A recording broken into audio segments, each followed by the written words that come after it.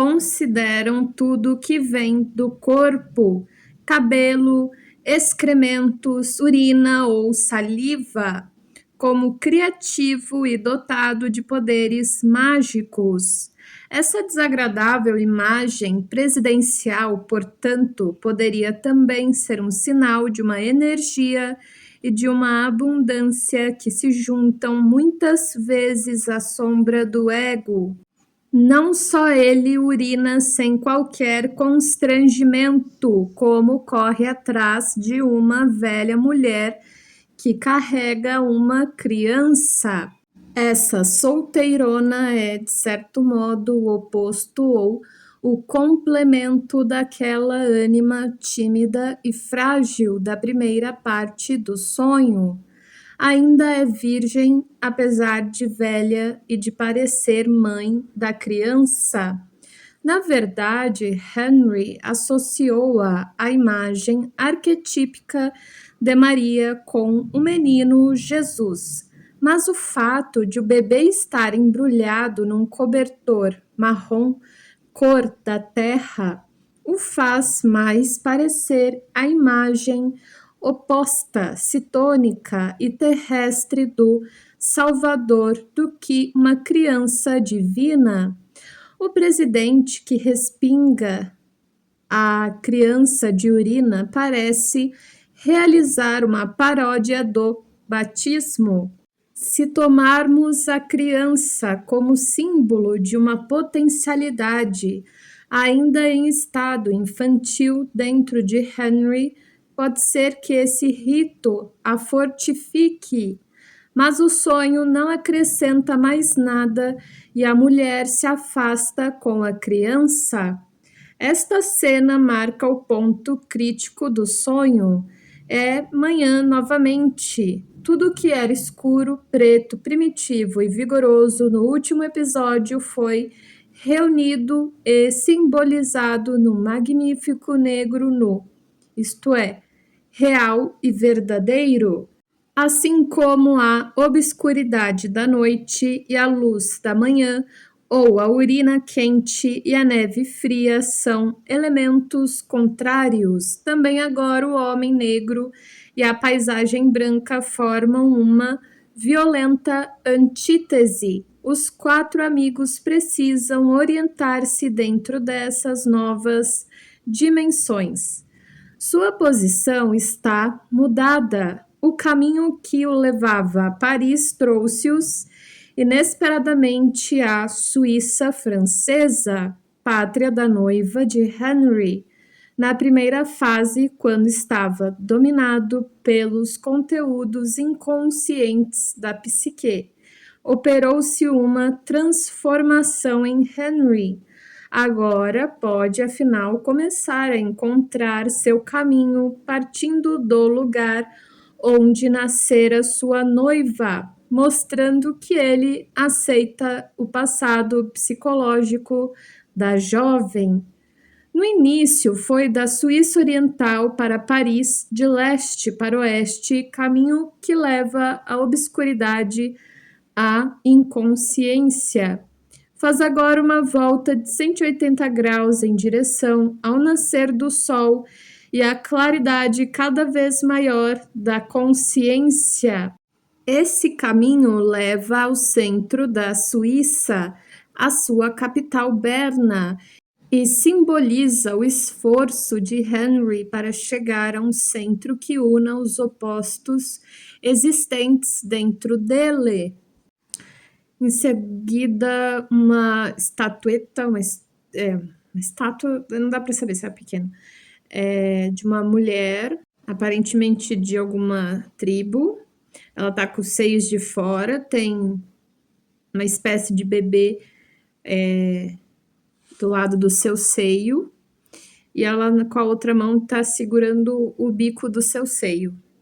O negro é, para algumas pessoas, a imagem arquetípica da criatura primitiva e sombria, portanto, uma personificação de certos conteúdos do inconsciente. Talvez seja essa uma das razões por que o negro é tantas vezes rejeitado e temido pelos brancos. Nele, o homem branco vê diante de si a sua contrapartida viva, o seu lado secreto e tenebroso, exatamente o que as pessoas tentam sempre evitar, o que elas ignoram e reprimem. Os brancos projetam no homem negro os impulsos primitivos, as forças arcaicas, os instintos incontrolados que se recusam a admitir em si próprios de que estão inconscientes e que imputam consequentemente a outros. Para um jovem da idade de Henry, o negro pode representar, por um lado, a soma de todos os aspectos tenebrosos reprimidos na sua inconsciência e, por outro, a soma da sua força masculina primitiva e das suas potencialidades e faculdades emocionais e físicas. O fato de Henry e seus amigos terem a intenção consciente de se encontrar com o negro significa, assim, um passo decisivo no caminho da sua masculinidade total. Nesse meio tempo, já é meio-dia, o sol está no seu apogeu e a consciência alcançou também a sua maior claridade. Poderíamos dizer que o ego de Henry continua cada vez mais compacto e que ele intensificou sua capacidade de tomar decisões conscientemente.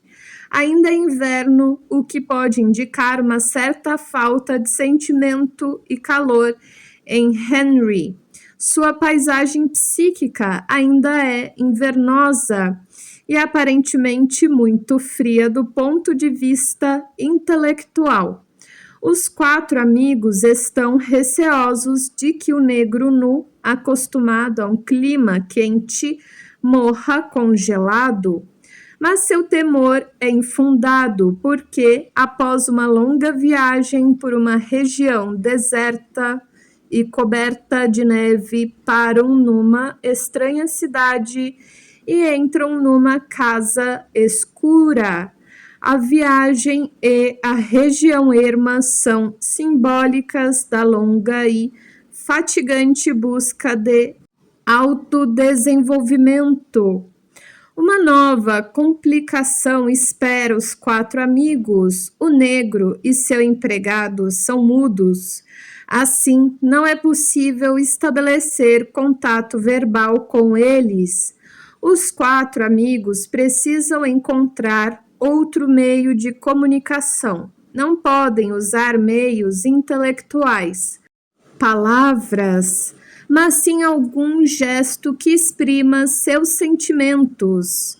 Oferecem-lhe presentes como se costuma fazer ofertas a um Deus para obter as suas graças.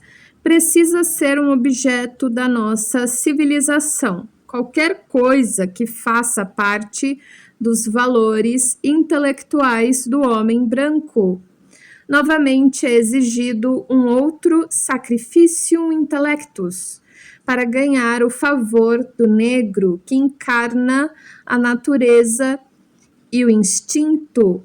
Henry é o primeiro a decidir o que fazer, o que é natural, já que é ele quem representa o ego, cuja orgulhosa consciência ou híbris deve se humilhar. Apanha uma caixa de fósforo no chão e a oferece respeitosamente ao negro. À primeira vista, pode parecer absurdo que um objeto apanhado do chão e que fora provavelmente jogado fora seja um presente apropriado, mas foi uma escolha certa. Fósforos são fogo controlado e guardado em reserva, um meio pelo qual se pode acender uma chama que se apaga quando queremos. Fogo e chama simbolizam afeição e calor, sentimento e paixão. São qualidades inerentes ao coração e encontradas onde quer que exista um ser humano. Dando ao negro esse presente, Henry combina simbolicamente um produto altamente civilizado do seu ego consciente com o centro do seu primitivismo e da sua força viril, representados no negro. Desse modo, ele pode entrar em plena posse do seu lado masculino, com o qual o ego deve manter contato frequente. Daí em diante. Como resultado final, 6 personagens masculinos, os 4 amigos, o negro e o seu empregado, reúnem-se felizes numa refeição descontraída. Está claro que a totalidade masculina de Henry foi agora completada. Seu ego parece ter encontrado a segurança necessária para poder submeter-se consciente e livremente à sua personalidade arquetípica superior que prenuncia dentro dele a emergência do self. O que ocorreu no sonho é análogo ao que aconteceu na vida de Henry. Agora ele se sente seguro. Tomando uma decisão rápida, continuou seu noivado exatamente 9 meses após ter iniciado a análise. Casou-se numa pequena igreja da Suíça Ocidental, partindo no dia seguinte com a sua jovem esposa para o Canadá, onde lhe haviam oferecido um trabalho durante as semanas decisivas dos seus últimos sonhos. Desde então, vem levando uma vida ativa e fecunda como chefe de uma pequena família e ocupando um cargo de direção numa grande indústria. O caso de Henry mostra um processo acelerado de amadurecimento que levou a uma virilidade independente e responsável. Representa uma iniciação a uma realidade da vida exterior, um fortalecimento do ego e da masculinidade, concluindo assim a primeira metade do processo de individuação. A outra metade, o estabelecimento de uma relação correta entre o ego e o self, ainda será realizada por Henry na segunda parte de sua vida. Nem todos os casos de análise seguem um curso tão bem sucedido e rápido, e nem todos podem ser tratados de maneira semelhante. Pelo contrário, cada caso é diferente em si. O tratamento não difere apenas segundo a idade e o sexo, mas também em função da individualidade dentro de todas essas categorias. Até os mesmos símbolos requerem uma interpretação diferente para cada caso. Escolhi particularmente este porque é um exemplo impressionante da autonomia dos processos do inconsciente e também porque mostra na sua abundância de imagens a incansável faculdade de criar símbolos que tem o nosso segundo plano psíquico. Prova que a ação autorreguladora da psique não está perturbada por explicações ou dissecações demasiado racionais. Pode sustentar e fortalecer o processo de desenvolvimento da alma. Aí tem uma legenda, uma nota de rodapé, na verdade. Na obra Psicologia e Alquimia, o Dr. Jung discute uma sequência de cerca de 1000 sonhos de um só homem. Essa sequência revelou uma quantidade e uma variedade impressionante de representações da imagem da mandala, que é tantas vezes ligado à realização do self. Estas páginas apresentam alguns exemplos das defigurações da mandala nos sonhos, mostrando a imensa variedade de formas nas quais esse arquétipo pode se manifestar. mesmo no inconsciente do indivíduo. As interpretações aqui propostas, devido à sua concisão, podem parecer arbitrárias. Na prática, nenhum psicanalista junguiano oferecerá a interpretação de um sonho sem um conhecimento da pessoa que o sonhou e um cuidadoso estudo das suas associações com o sonho. Portanto, essas interpretações devem ser consideradas simples sugestões de possíveis significados e nada mais que isso.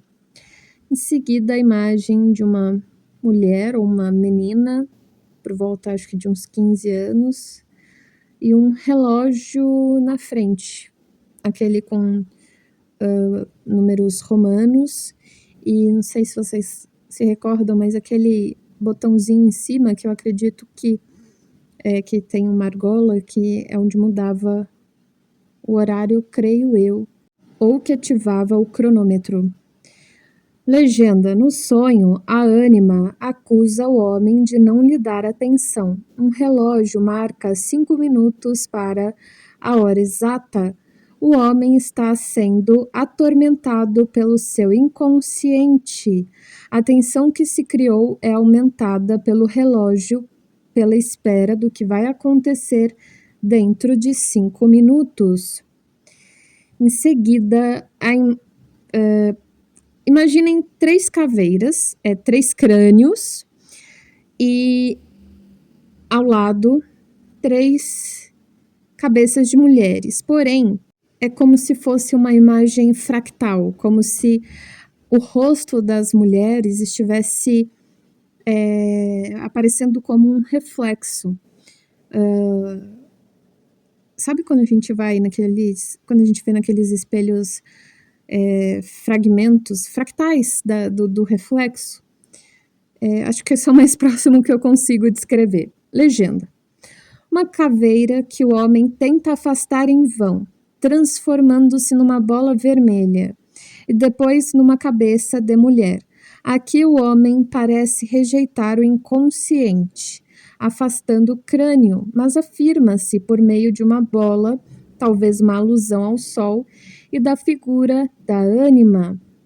Em seguida, 2 imagens. Uma mão com dá para ver que a pessoa está vestindo um casaco vermelho. E aí ele está colocando na mão de alguém um anel bem adornado, parece da realeza, parece bem adornado. No dedo de compromisso, parece fazendo essa proposta. Ao lado, uma imagem de um círculo, parece um vaso de uma planta, só que em forma de círculo, e aí tem o fundinho com alguma coisa. E essa planta tem raízes altas, essas raízes entram nesse fundinho, porém ela parece como se estivesse fugindo dali, como se estivesse criando pernas. Não dá para descrever, ela está bem alta, assim, ela está bem distante do solo dela. Legenda: à esquerda, num sonho, um príncipe coloca um anel com brilhantes no 4º dedo da mão esquerda da pessoa que sonha. O anel usado como uma aliança indica um juramento feito ao self. À direita de uma esfera transparente contendo outras esferas menores, nasce uma planta. A esfera simboliza unidade, a planta simboliza vida e crescimento. Seguida, a imagem de uma mulher com um véu preto, aqueles que eram renda, e ela está com o rosto pintado de dourado. Ao lado, a imagem de bonequinhos. Eles são pretos e eles têm uma camiseta vermelha e parecem uma banda, porque tem instrumentos na mão. E eles estão girando assim em círculo, mas em fila. Tem 1, 2, 3, 4, 5, 6, 7, 8. Eles estão girando em círculo, mas em fila. Legenda: À esquerda, uma mulher de véu descobre o rosto que brilha como o sol. A imagem revela uma iluminação do inconsciente envolvendo a ânima, bem diferente de uma elucidação consciente. À direita, tropas que não estão em preparativos bélicos formam uma estrela com 8 braços que gira para a esquerda. Esta imagem talvez signifique que algum conflito interior deu lugar à harmonia. Conclusão: M.L. von Franz. Subtítulo: A ciência e o inconsciente. Nos capítulos precedentes, Carl Gustav Jung e alguns dos seus colegas procuraram deixar claro o papel representado pela função criadora de símbolos da psique inconsciente do homem e indicaram alguns campos de aplicação desse aspecto da vida recentemente descoberto. Ainda estamos longe de compreender o inconsciente ou os arquétipos, os núcleos dinâmicos da psique, em todas as suas implicações. Tudo o que podemos constatar até agora é o enorme impacto que os arquétipos produzem no indivíduo, determinando suas emoções e perspectivas éticas e mentais, influenciando seu relacionamento com as outras pessoas e afetando assim todo o seu destino. Vemos também que os símbolos arquetípicos combinam-se no indivíduo seguindo uma estrutura de totalidade e que é possível que uma compreensão adequada desses símbolos tenha efeito terapêutico. Podemos verificar ainda que os arquétipos são capazes de agir em nossa mente como forças criadoras ou destruidoras. Criadoras quando inspiram ideias novas, destruidoras quando estas mesmas ideias se consolidam em preconceitos conscientes que impossibilitarão futuras descobertas. Jung mostrou no seu capítulo inicial o quanto as tentativas de interpretação devem ser sutis e específicas para que não se igualem nem se enfraqueçam os valores individuais e culturais das ideias e símbolos arquetípicos com o seu nivelamento, isto é, com a possibilidade de dar-lhes um sentido estereotipado e de fórmula intelectualizada. Jung dedicou a vida a essas pesquisas e a esse trabalho de interpretação. E, evidentemente, este livro esboça apenas uma parte infinitesimal da sua intensa atuação nesse novo campo de descobertas psicológicas. Foi um pioneiro que se conservou absolutamente consciente de que muitas questões continuam sem resposta e pedem investigações adicionais. Por isso, seus conceitos e hipóteses são concebidos numa base extremamente ampla, sem torná-los demasiadamente vagos e generalizados, e suas opiniões formam um sistema aberto que não cerra nenhuma porta a possíveis novas descobertas. Para Jung, seus conceitos eram simples instrumentos ou hipóteses heurísticas destinados a facilitar a exploração da vasta e nova área da realidade, a que tivemos acesso com a descoberta do inconsciente. Descoberta que não só alargou nossa visão total do mundo, mas, na verdade, a duplicou. Devemos sempre agora indagar se um fenômeno mental é consciente ou inconsciente.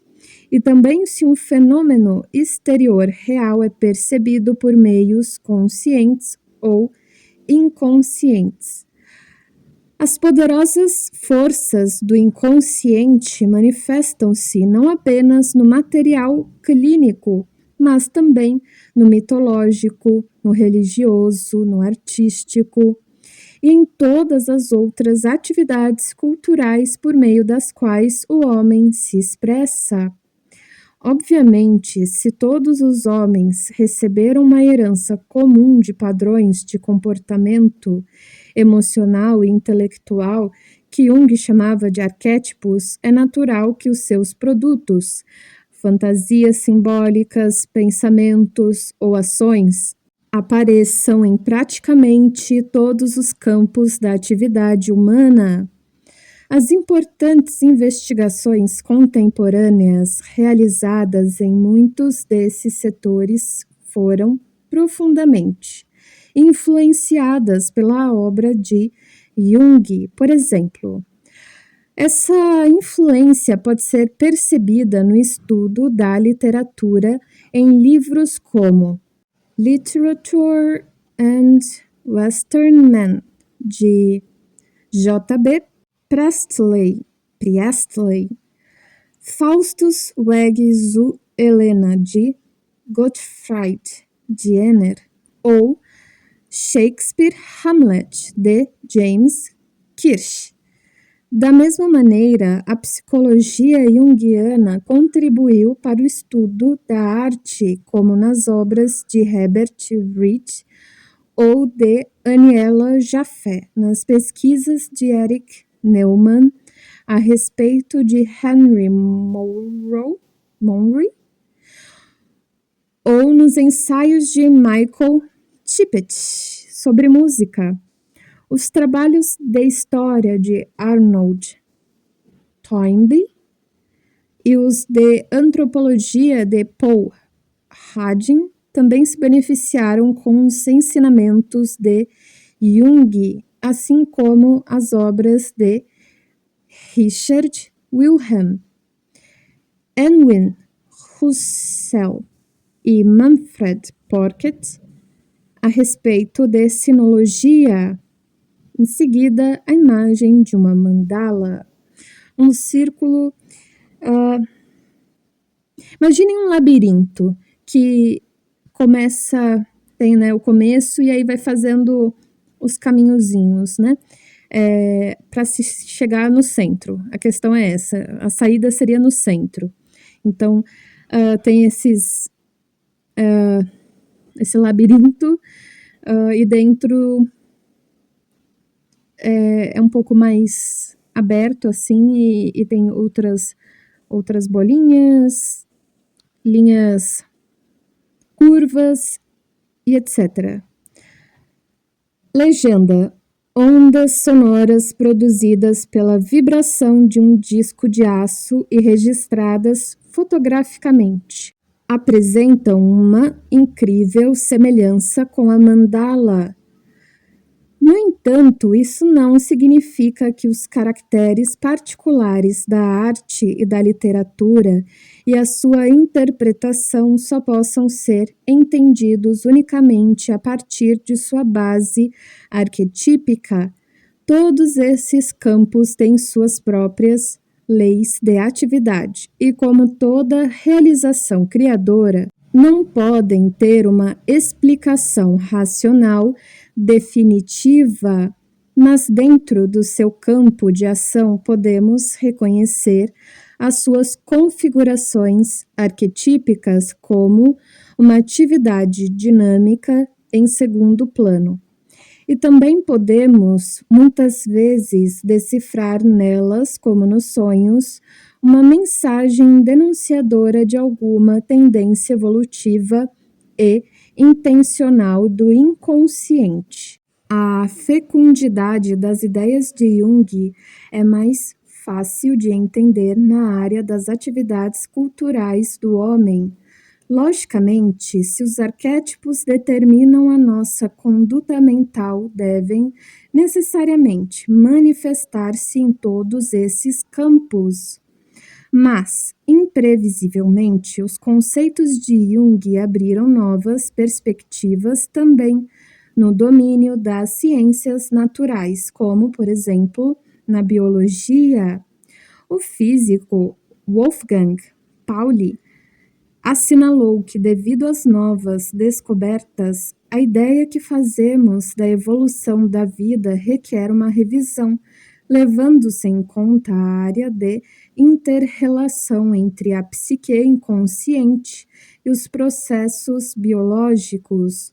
Até recentemente, supunha-se que a mutação das espécies ocorria por acaso e que só então se processava uma seleção por meio da qual sobreviviam as variedades significativas e bem adaptadas enquanto outras desapareciam.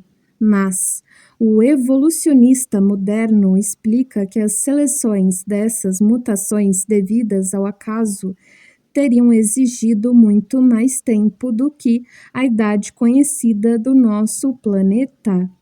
O conceito de Jung de sincronicidade pode nos ser útil neste assunto, pois esclarece a ocorrência de certos fenômenos limite ou acontecimentos excepcionais, explicando assim como adaptações e mutações significativas podem ocorrer em menor prazo de tempo do que o requerido por mutações inteiramente casuais.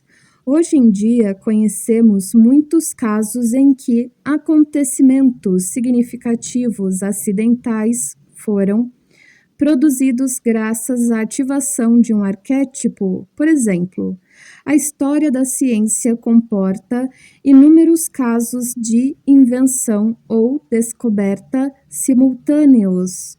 Um dos mais famosos diz respeito a Darwin e sua teoria da origem das espécies. Ele expusera a teoria em um longo ensaio e, em 1844, cuidava de desenvolvê-la em um volumoso tratado. Enquanto trabalhava nesse projeto, recebeu um manuscrito de um jovem biólogo, A. R. Wallace, que não conhecia. O manuscrito era uma exposição mais sucinta, porém idêntica à de Darwin. Naquela ocasião, Wallace estava nas Ilhas Molucas, no arquipélago da Malásia. Conhecia Darwin como naturalista, mas não tinha a menor ideia do gênero de trabalho teórico com o qual ele se ocupava naquele momento.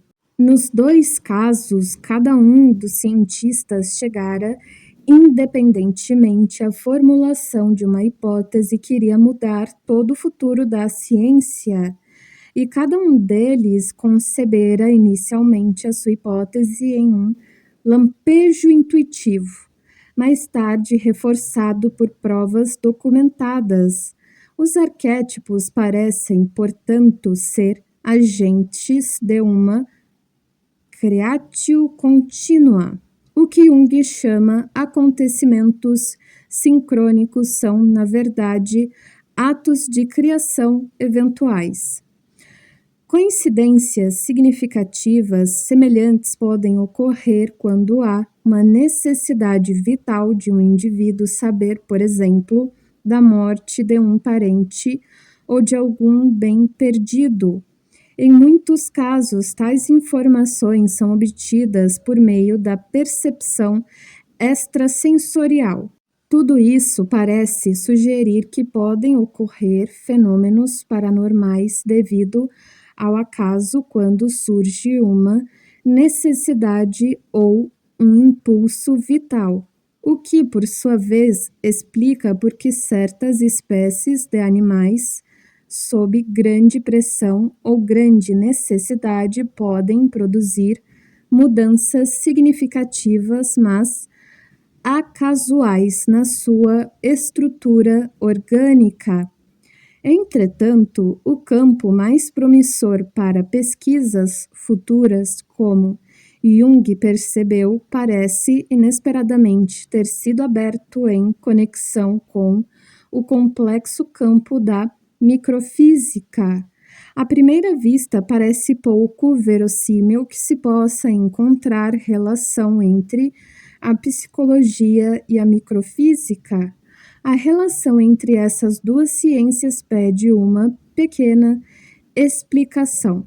O aspecto mais evidente dessa conexão reside no fato de os conceitos básicos da física, como o espaço, o tempo, a matéria, a energia, o contínuo ou campo, a partícula, etc., terem sido originalmente ideias intuitivas, semi-mitológicas, arquetípicas dos antigos filósofos gregos, ideias que foram evoluindo vagarosamente, tornaram-se mais precisas e hoje em dia são expressas, sobretudo, em termos matemáticos abstratos. A noção de partícula, por exemplo, foi formulada no século IV a.C. pelo filósofo grego Leucipo e seu aluno Demócrito, que chamaram de átomo, isto é, unidade indivisível. Apesar de se ter depois obtido a desintegração do átomo, ainda concebemos a matéria como consistindo de ondas e partículas, ou quanta descontínuos. A noção de energia e sua relação com força e movimento foi também formulada pelos antigos pensadores gregos e desenvolvida pelos partidários do estoicismo. Postulavam a existência de uma espécie de tensão criadora devida a tônus, que seria o fundamento dinâmico de todas as coisas. É um evidente germe semi-mitológico do nosso moderno conceito de energia. Mesmo cientistas e pensadores de uma época relativamente recente apoiaram-se em imagens semi-mitológicas e arquetípicas na criação de novos conceitos. No século XVII, por exemplo, a absoluta validade da lei da causalidade parecia a René Descartes estar provada pelo fato de que Deus é imutável nas suas ações e decisões. E o grande astrônomo germânico Johann Kepler assegurava que, em razão da Santíssima Trindade, o espaço não poderia ter nem mais nem menos do que 3 dimensões. Esses são apenas 2 exemplos entre os muitos reveladores de que mesmo os nossos conceitos modernos e basicamente científicos permaneceram durante muito tempo ligados a ideias arquetípicas procedentes, originalmente do inconsciente. Não expressam necessariamente fatos objetivos, ou pelo menos não podemos provar que o façam, mas se originam de tendências inatas no homem, tendências que o induzem a buscar explicações racionais satisfatórias nas relações entre os vários fatos exteriores e interiores de que se deve ocupar. Segundo o físico Werner Heisenberg, o homem, ao examinar a natureza e o universo em lugar de procurar e achar qualidades objetivas, encontra-se a si mesmo. Devido às implicações dessa perspectiva, Wolfgang Pauli e outros cientistas começaram a estudar o papel do simbolismo arquetípico no campo dos conceitos científicos. Pauli acreditava que deveríamos conduzir nossas pesquisas de objetos exteriores paralelamente a uma investigação psicológica da origem interior dos nossos conceitos científicos. Essa investigação poderia trazer nova luz a um conceito de grande envergadura que será discutido logo adiante: o de unicidade entre as esferas física e psicológica, aspectos quantitativos e qualitativos da realidade. Em seguida, a imagem de uma senhora, ela está em frente a um quadro negro, desenha um círculo e tem setas. É um círculo formado por setas. E tem um outro círculo na linha desse círculo. Legenda. Provavelmente um átomo, mas não. A física norte-americana Maria Mayer, Prêmio Nobel de Física de 1963, sua descoberta a respeito da constituição do núcleo atômico foi obtida como tantas outras descobertas científicas como resultado de um lampejo intuitivo provocado por uma observação ocasional de um colega. Sua teoria mostra que o núcleo consiste de conchas concêntricas. A mais central contém 2 prótons ou 2 nêutrons, a seguinte contém 8 de um ou de outro, e assim por diante, uma progressão que ela chama de números mágicos, 20, 28, 50, 82, 126. Há uma relação evidente entre essa estrutura e os arquétipos da esfera e dos números. Ao lado dessa relação evidente entre a psicologia do inconsciente e a física, existem outras conexões ainda mais fascinantes. Jung, em estreita colaboração com Pauli, descobriu que a psicologia analítica viu-se forçada por investigações no seu próprio campo a criar conceitos que mais tarde se revelaram incrivelmente semelhantes àqueles criados pelos físicos ao se confrontarem com fenômenos microfísicos. Um dos mais importantes conceitos da física é a noção de complementariedade, de Niels Bohr. Niels, Niels, e o Bohr é Bohr. A microfísica moderna descobriu que só se pode descrever a luz por meio de 2 conceitos complementares, mas logicamente contraditórios: a onda e a partícula. Em termos absolutamente simples, pode-se dizer que, sob certas condições de experiência, a luz se manifesta como se composta por partículas e, em outras, como se fosse uma onda. Descobriu-se também que se pode observar detalhadamente a posição ou a velocidade de uma partícula subatômica, mas não ambas ao mesmo tempo. O observador deve escolher o seu plano experimental, mas, ao fazê-lo, exclui ou antes sacrifica outros possíveis planos e resultados. Além disso, o mecanismo de avaliação deve ser incluído na descrição dos acontecimentos porque exerce influência decisiva, mas incontrolável nas condições da experiência.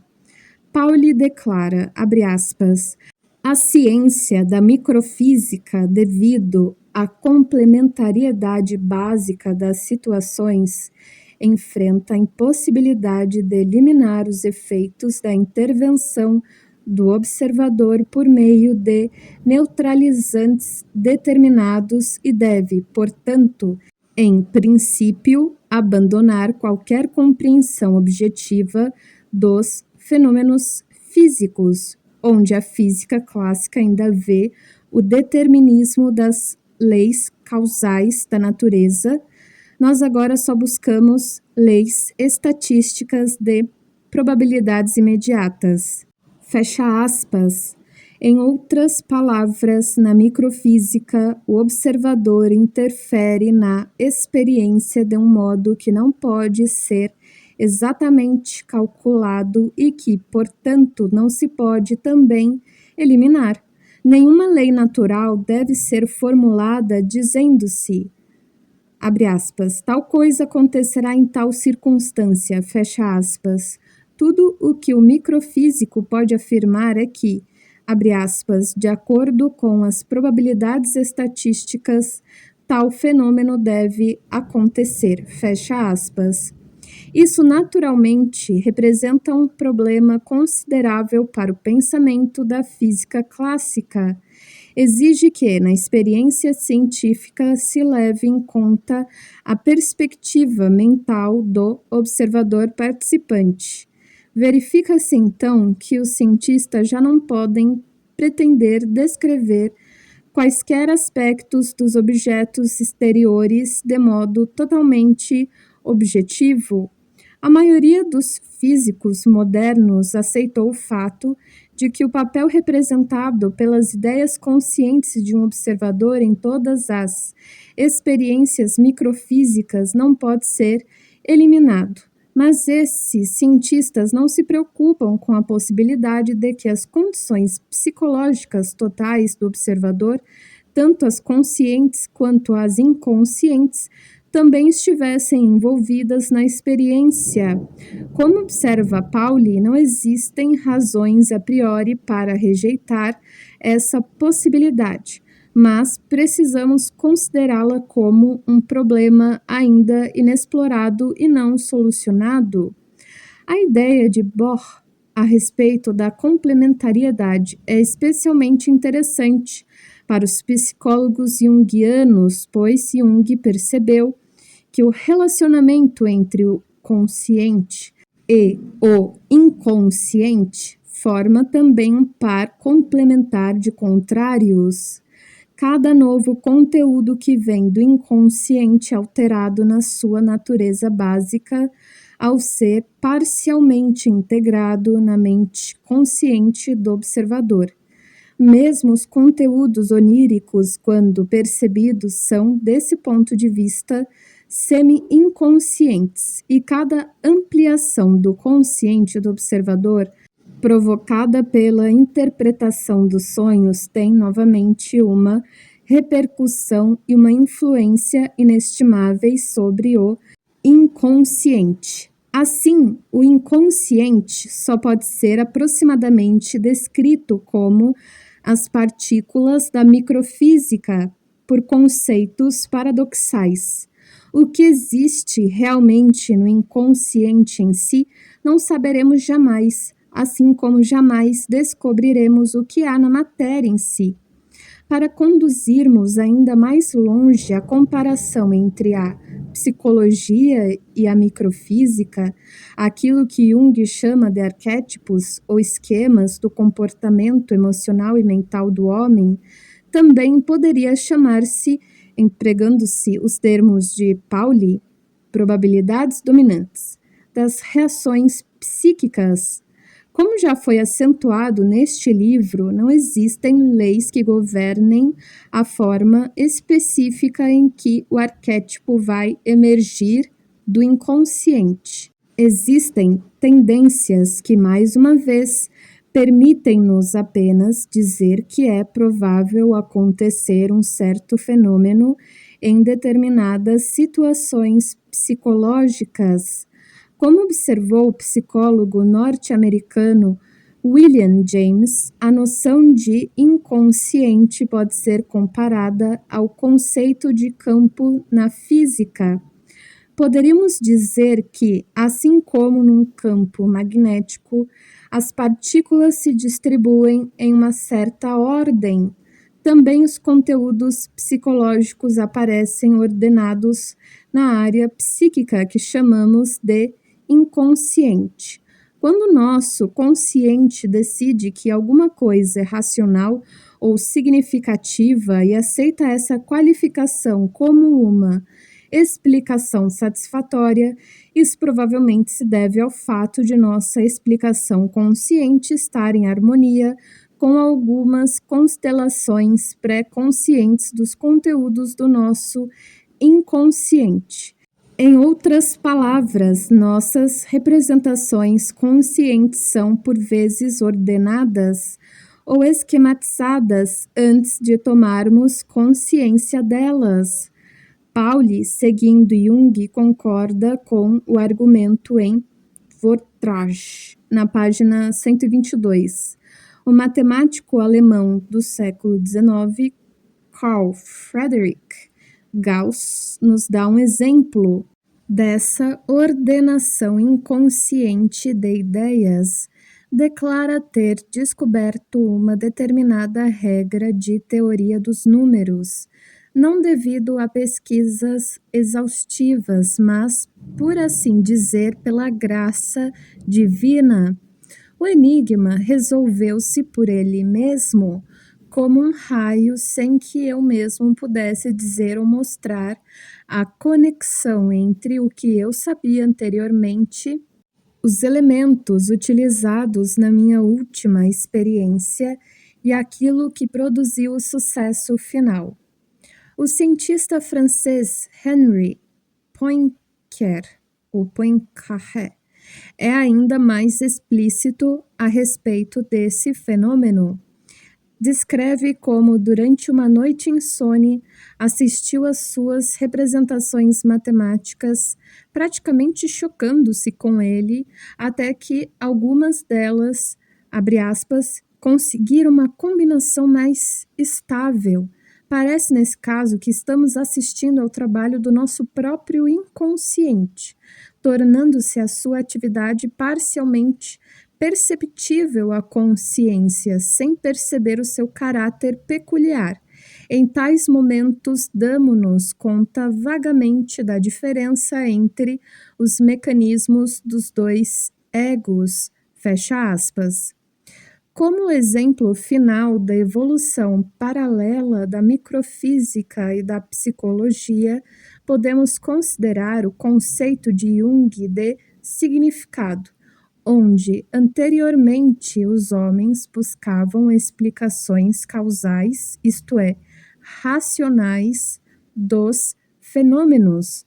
Jung introduziu a ideia de procurar-se o significado, ou seja, o propósito.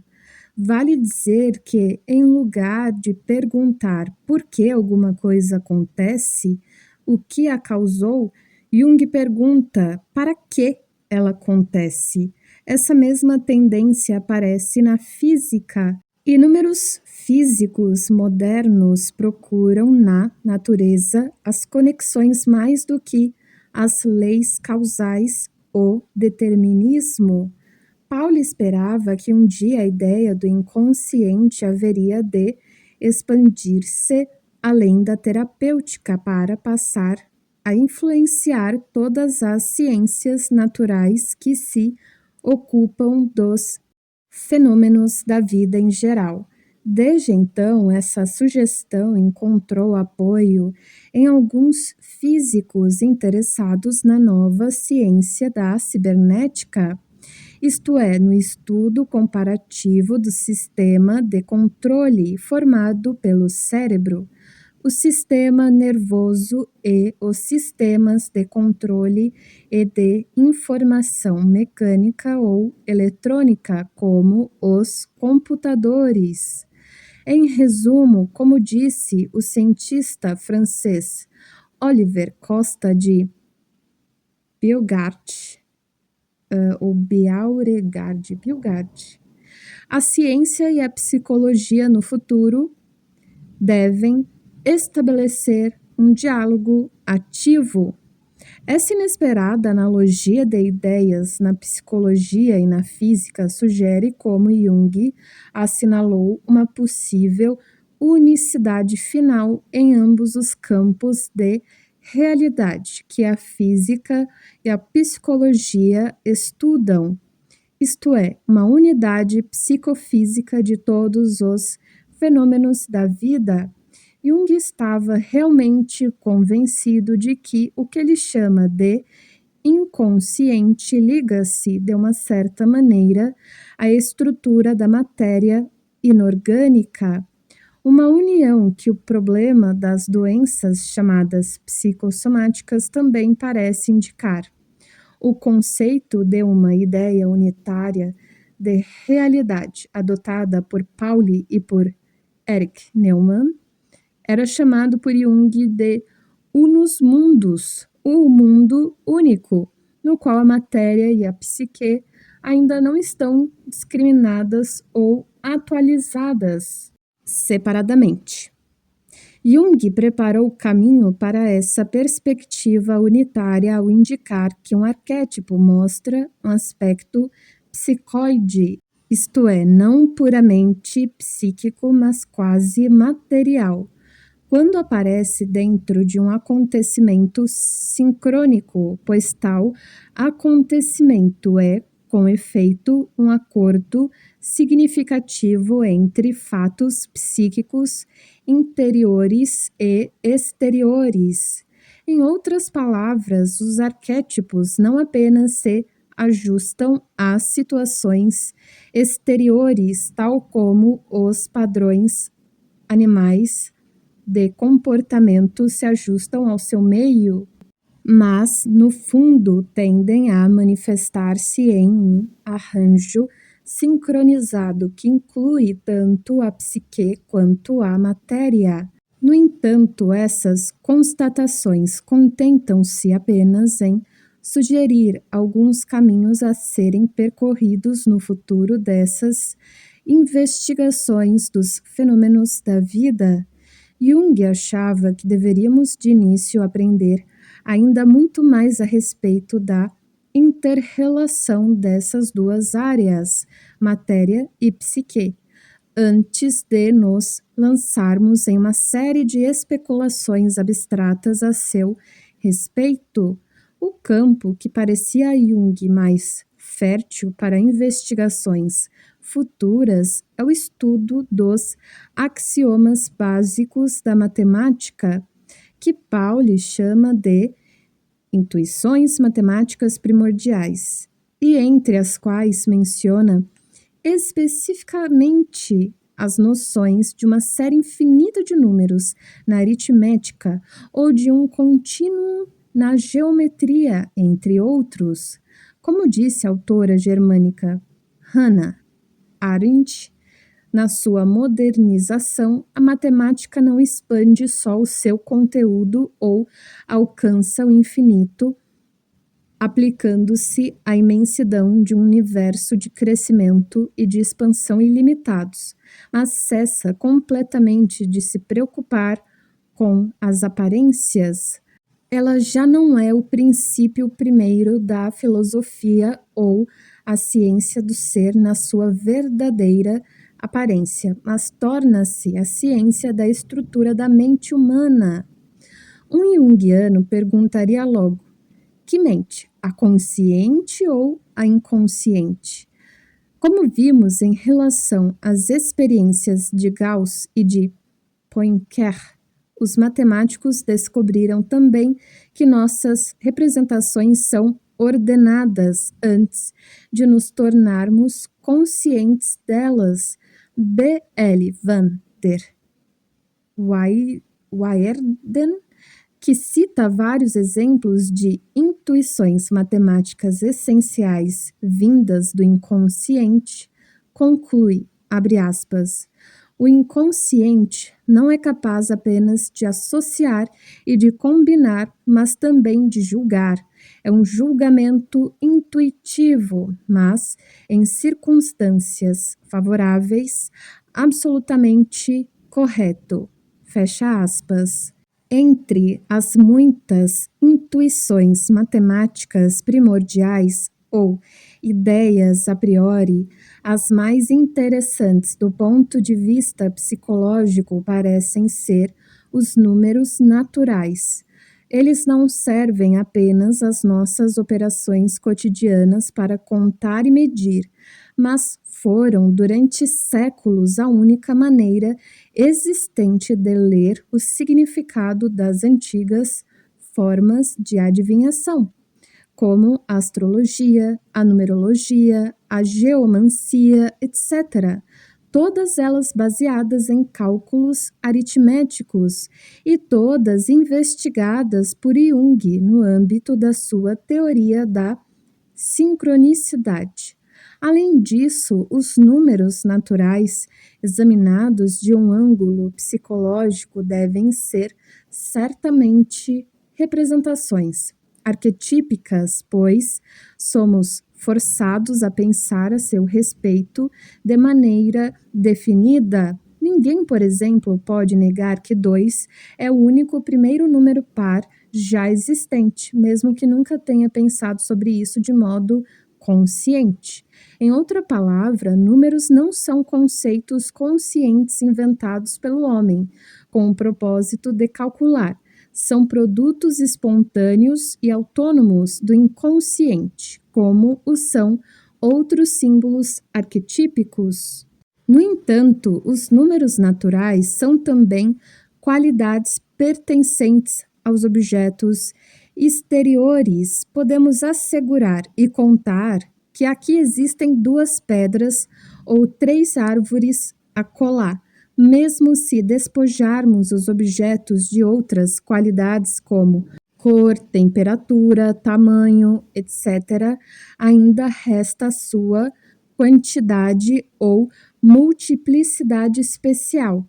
No entanto, esses mesmos números também fazem parte indiscutível da nossa própria organização mental, conceitos abstratos que podemos estudar sem nos referirmos a objetos exteriores. Os números parecem ser, portanto, uma conexão tangível entre as esferas da matéria e as da psique. De acordo com certas sugestões feitas por Jung, encontraremos neles um campo promissor para pesquisas futuras. Menciono rapidamente esses difíceis conceitos a fim de mostrar que, na minha opinião, as ideias de Jung não constituem uma doutrina, mas são o começo de uma nova perspectiva que continuará a desenvolver-se e a evoluir. Espero que tenham dado ao leitor um lampejo do que me parece essencial e típico na atitude científica de Jung. Ele vivia em permanente busca, revelando uma liberdade rara em relação aos preconceitos tradicionais e possuindo ao mesmo tempo uma grande modéstia e precisão no seu desejo de melhor compreender os fenômenos da vida. Não avançou mais nas ideias acima mencionadas porque sentiu que ainda não tinha à sua disposição um número suficiente de fatos que lhe permitissem fazer pronunciamentos relevantes, da mesma maneira que esperava vários anos antes de anunciar suas novas descobertas, conferindo sua vaidade tanto quanto podia e levantando ele mesmo todas as possíveis dúvidas a seu respeito. Portanto, o que talvez pareça ao leitor inicialmente uma certa imprecisão de ideias vem da sua atitude científica de modéstia intelectual, uma atitude que se esforça por não excluir, através de pseudo-explicações superficiais e precipitadas ou de excessivas simplificações, a possibilidade de novas descobertas e que respeita a complexidade do fenômeno da vida. Este sempre foi um mistério fascinante para Carl Gustav Jung, que nunca o considerou como acontece às pessoas de mente limitada, uma realidade, entre aspas, explicada, a respeito da qual pode-se julgar conhecer inteiramente. O valor das ideias criativas está em que, tal como acontece com as chaves, elas ajudam a abrir conexões até então ininteligíveis de vários fatos, permitindo que o homem penetre mais profundamente no mistério da vida. Acredito firmemente que as ideias de Jung podem assim servir à descoberta e à interpretação de novos fatos em muitos campos da ciência e também da vida cotidiana, levando o indivíduo simultaneamente a uma visão mais equilibrada, mais ética e mais ampla do mundo. Se o leitor sentir estimulado a se ocupar mais profundamente da exploração e da assimilação do inconsciente, tarefa que se inicia sempre por investigar o nosso próprio inconsciente, o propósito desta obra introdutória terá sido plenamente alcançado. Finalmente terminamos, meus amigos. As outras páginas são notas referenciais para cada citação que ele fez. Por favor, deixem aí um comentário, pode ser um coraçãozinho, uma carinha feliz, mas realmente deu muito trabalho. Foram muitas horas de gravação, foram 528 páginas. Eu achava que era 550, mas são 528 páginas. Então, deixa aí uma florzinha, uma carinha feliz, um coração para estar ajudando. E começarei a pensar em breve sobre o próximo livro de Jung que irei apresentar. Ler, né, para vocês. Com certeza vai ser de Jung. Então, aguardem e nos vemos em breve.